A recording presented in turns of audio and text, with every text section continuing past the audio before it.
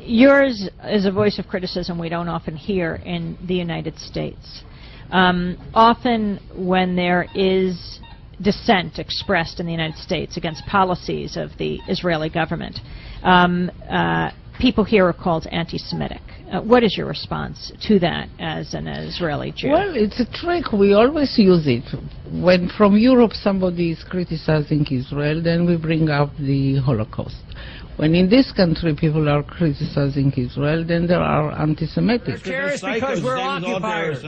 But no, we're not occupiers. That's the same anti-Semitic argument we've heard over and over again. No, that's the same anti-Semitic argument we've heard over and over and over again. Attack. Look, Larry, one at a time, guys. It's not a vicious attack. That is, Larry, I'd like to respond to some of these points that are being made. All right, let's go back to Sheila. We don't even need to get into that.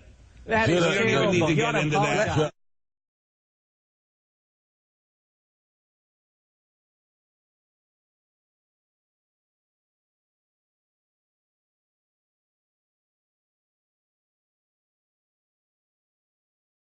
And in fact, of course, the bombing of Yemen goes back way before the last few weeks. It was we've had drone strikes and everything in Yemen over the past 4 or 5 years. Oh, right, in connection with the Lackawanna 6 and all that. Right. Right. There have been a number of attacks, and most of which were we did not credit them to us, but now, of course, we are. And yeah, but it's it's always the same story. Don't we ever get it that if you're messing around in these other places and you're killing people in these other places, there are people that are going to try to get even. I don't know, Scott. I just it's hopeless the way these things play out, at least in my mind.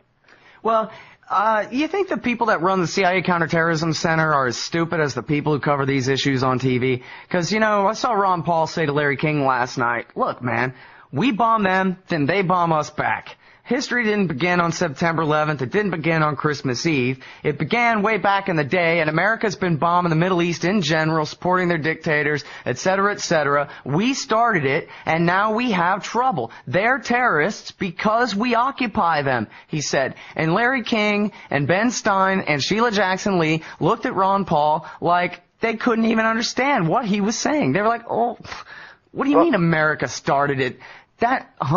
Well, Ben Stein called Ron Paul an anti-Semite. Right, even though he didn't mention that, Osama bin Laden and Mohammed Atta both said that the reason they did it is American support for Israel. Yeah. He didn't even mention that part of it at all. He didn't say anything about Israel at all. Well, this is the whole point. I mean, if you control the narrative, you control the narrative in such a way as to make it say what you want. And Ron Paul is saying, no, this is not what the narrative is. There's a much bigger narrative out there, a much bigger story. And, of course, he's absolutely right. Michael Scheuer founded the CIA's Counterterrorist Center, the Bin Laden Unit, in 1996. We haven't progressed very far since 9/11.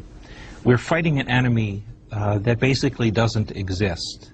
The American people for the last 4 presidents, including our latest president, our now president, continue to tell Americans that we're fighting an enemy that's motivated by hatred for our freedoms and our liberties, women in the workplace, liquor after the workday, and is so therefore a fanatic, limited number of folks. Nothing could be further from the truth. What are they motivated by? They're motivated by the impact of our foreign policy, particularly our support for tyranny. We've just reinforced the status of the Yemeni dictator, for example. We support the police state that governs Saudi Arabia, that governs Jordan, that governs Egypt and Algeria. We give unqualified support to the Israelis in terms of money and armaments. These are the motivations of the enemy. And it's what our politicians want you to believe, that we're being attacked because we have women in the workplace and primary elections every 4 years for the presidency. If we were being attacked by people with those grievances, they wouldn't even rise to the level of a lethal nuisance. The politicians don't want to talk about the impact of our support for Israel. They don't want to talk about their abject failure in doing anything about energy self-sufficiency over the past 40 years. They don't want to tell us that our sons and daughters are dying in order to support tyrannies in places like Egypt, Jordan, Saudi Arabia, and Algeria. Until we start to talk about those things, we are fighting an enemy, as I said, that doesn't exist. This is a very precise enemy.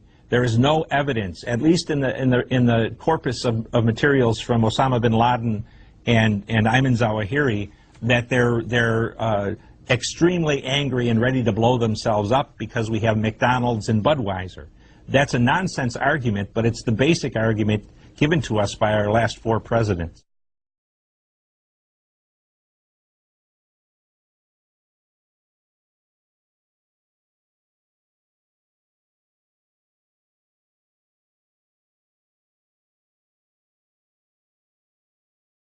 I'm interested in the question of motivation of these hijackers.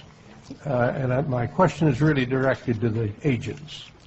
What have you found out about why these men did what they did? What motivated them to do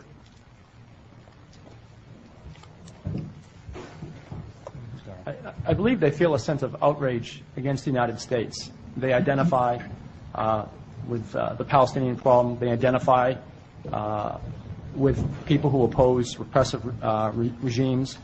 And I believe they tend to focus their anger on the United States.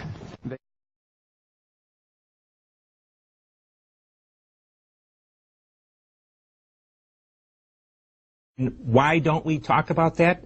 Because AIPAC and other influential American Jewish groups are extraordinarily involved in the funding of American political campaigns and have the ability to reach out and make sure that people lose their jobs or are otherwise hurt if they dare to criticize Israel. I lost a job last year simply because I said that I suspected Mr. Obama would maintain traditional U.S. policy toward Israel, and that cost me a job that was both a position and a salary. Where was that job? At the Jamestown Foundation. I was a writer there. I published an article every 2 weeks, and I said just kind of flippantly at one of their conferences that I thought Obama doing what I called the Tel Aviv two-step during the presidential election campaign to get closer to the Israeli lobby meant that he wouldn't change policy toward Israel, and that was enough to have the donors to that foundation indicate that I should be terminated. Well, one of the big problems is, and here goes the grenade, Israel. The second you mention the word Israel, the nation Israel, the concept Israel, many in the American press become very defensive. We're not allowed to be highly critical of the state of Israel. And the other thing we're not allowed to do is discuss the notion that Israel and the notion of Israeli interests may in fact be dictating what America is doing.